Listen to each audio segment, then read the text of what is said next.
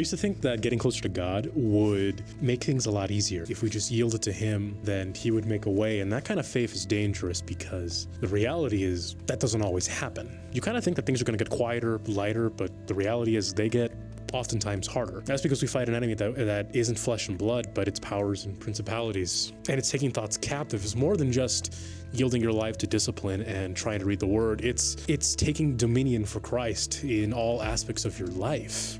And that's where the challenge is, and that's where the warfare will find yourself. In my own life, I realized that I was fighting apathy and bitterness, and I was just doing it all in my own strength.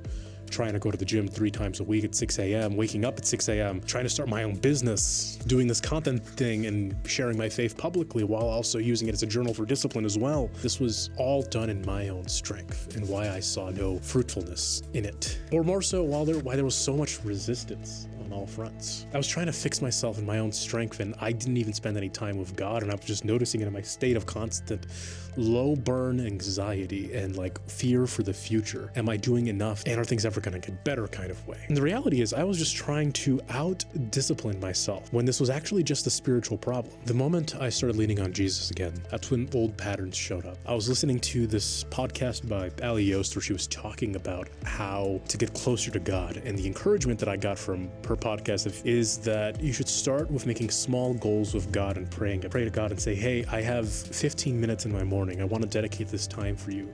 Can you help me to find out whatever goals I should set with you? Because oftentimes with faith and with fitness, with discipline, we set these performative goals of like, oh, we're going to go to gym 5 times a week. We're going to pray every morning and read our Bible every morning. We're going to eat all our macros every day. We're going to do XYZ, film content every day and whatever.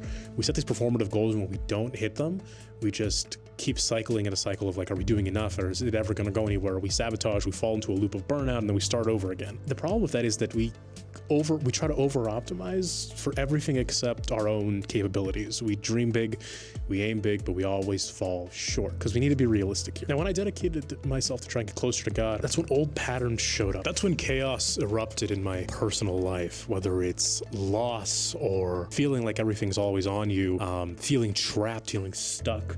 All those voices that say that you're never going to be good enough, that God has no reason to save somebody like you, that there's no reason to continue striving for anything greater, that it's all fruitless. Those voices just get so loud. The moment you lean on him, that's when the volume turns up, when you have to keep abiding and leaning on him. That's where the distractions come up, the numbing out, the addictive pull of the fights you are still fighting, and you know what I mean. What I had to learn is that you still have enough grace from your highest point, and when you're at the depths of your sin, it's the same thing. You're still a beloved son or daughter of Christ. The mistake we make is that we think we're failing, that we think we are beyond love, that we are doing something wrong, and I just don't think that's what's happening. The problem with it is that when you resist the old life, it persists. That's just the reality. When you come closer to God, you're always going to be met with spiritual resistance. And what you need to do then is not isolate, and not pull away from the people who love you, or not pull away from everybody.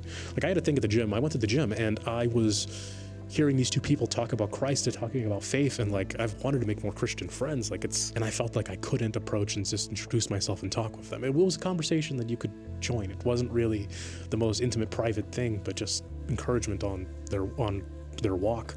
And I felt like I could not enter, like I was not worthy of it. I'm preaching to myself here that we are worthy of love and connection because God sees us as his beloved son or daughter, and in us he is well pleased.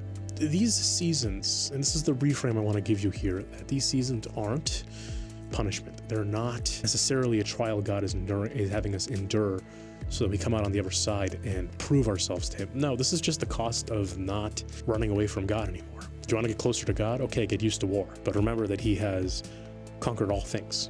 There's this book by Michael Heiser that talks about how Christ came to establish dominion over all parts of the world, not just like our sin, but like the spiritual realm as well. Like, as Christians, we kind of take these areas as dominions for him, that we help purify the world by spreading the gospel, because the universe is always in chaos. The universe is always in entropy, but the gospel provides a sort of remedy to the entropy. And in that resistance to entropy, you find that the gospel renews all things around it. We're meant to be the salt of the earth. We're supposed to be the anti-chaos. And in the seasons, we have to be that anti-chaos to ourselves. If this is happening to you right now, you are not broken. You are waking up to the reality of Christ. You are waking up to the reality of the gospel in your heart, in your soul, in your environment. And to pull away from God right now in this season where he's trying to draw you closer, where the enemy is attacking you on all fronts, that's exactly the moment you're supposed to cling with him. And you don't have to fight this alone. Remember, the fight isn't about winning today. It's about no longer feeding who you were becoming, but rather put your eyes towards God, cast your gaze upon him, and let him renew your mind. This is a season of quiet resilience, not of brutality and force. Because remember, God came to us as a meek carpenter, building things, not as a conqueror to destroy the Romans. And in the same way, you don't have to win the whole war today.